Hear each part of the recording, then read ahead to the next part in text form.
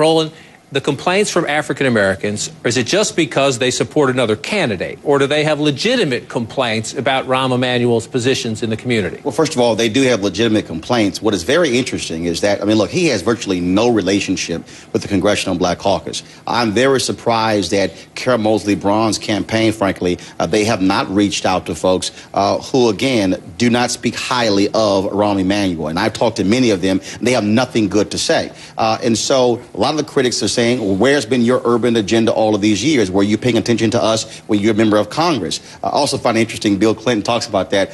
Bill Clinton did not mention that he actually fired Emanuel after the health care debacle, but I guess they got over that. Bygones are bygones. Andy, before I bring you in, I want you to listen to Carol Moseley Braun. She's a former United States Senator. Now she's running in this race, and she believes she can get some support in the African-American community. But I want you to listen to her case here saying, I have the most credentials. We'll talk on the other side. I have the most credentials and the most qualifications and experience of all of the candidates running.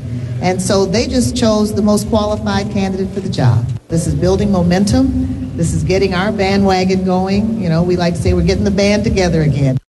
That was at a unity rally with other African-American leaders in the community. But can she make the case? You can say Rahm Emanuel, you don't want him as mayor, but he's been a congressman, he's been a White House chief of staff, he's been a White House aide. Carol Moseley Braun have more experience, more credentials?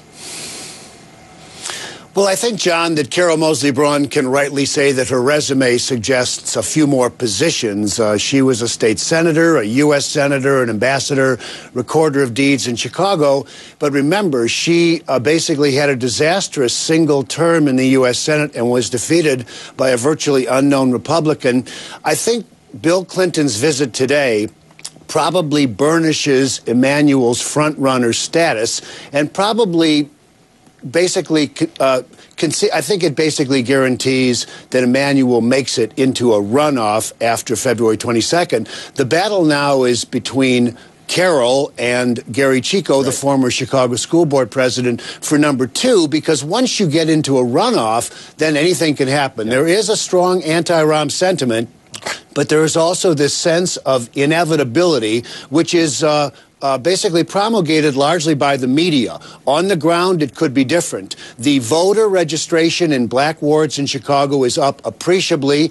Gary Chico is on the air with a full-blown ad campaign, and Rahm is in both of their crosshairs. So even though he is likely to survive round 1, he's certainly not a cinch to win this race. And so here's my question. I want to listen to a bit more of the former president. I first met you back then, Andy, covering campaigns, and I remember I was covering Bill Clinton. I worked for the AP at the time when Rahm Emanuel, he's a former ballet dancer, he signed on. It was the governor of Arkansas, Bill Clinton was at the time, and he needed to know if he could raise money, and he got this fundraiser from Chicago, Rahm Emanuel. I want you to listen to Bill Clinton describing his relationship with Rahm.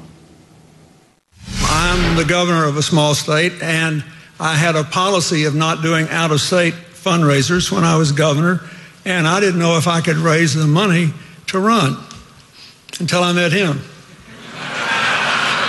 And I thought, finally I met somebody that makes me look laid back. Now, Andy, there are some cities where you would think, or some races where you would think you don't want to have that reputation as being a volatile guy who shoots out expletives, who's, Bill Clinton say makes me look laid back. But in your city, does it help that Rahm has this sort of larger-than-life reputation? I think in this particular climate, it's extraordinarily helpful because Chicago is a city in deep crisis, financially, in terms of public safety on the streets, in the schools.